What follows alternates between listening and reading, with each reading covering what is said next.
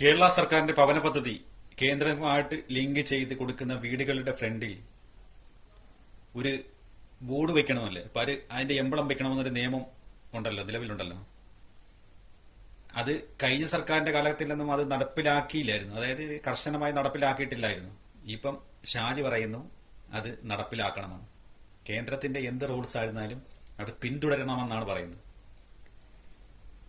ലീഗിന്റെയൊക്കെ മന്ത്രിമാരും ലീഗിന്റെ അനുഭാവികളൊക്കെ ഒരു BJP ചായ്വിലത്തേക്ക് പോയിക്കൊണ്ടിരിക്കുകയാണോ എന്നൊരു സംശയമുണ്ട്.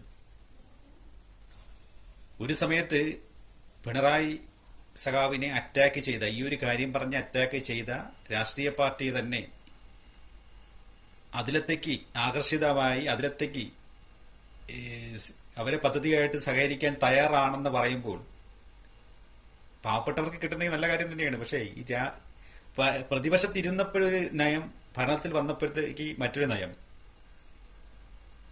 അത് നല്ല പരിപാടിയല്ല.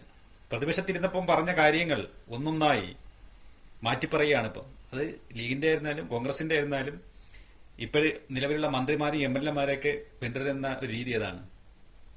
അവർ പറയുന്നത് മുമ്പ് നമ്മളങ്ങനെ പറഞ്ഞത് പ്രതിപക്ഷത്തിരുന്നപ്പോഴാണ്, ഇപ്പം ഒരു സർക്കാരിന്റെ ഇതിലാണ് ഇരിക്കുന്നത്.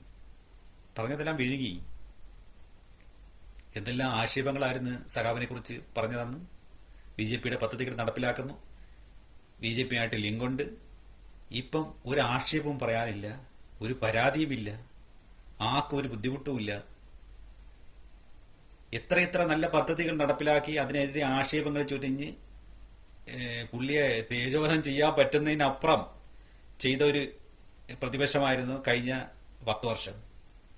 എന്നിട്ടാണ് ഇപ്പം അവർ പറയുന്നത് മോഡിയുടെ പദ്ധതികളെല്ലാം നടപ്പിലാക്കുമെന്ന്. നടപ്പിലാക്കിയോ?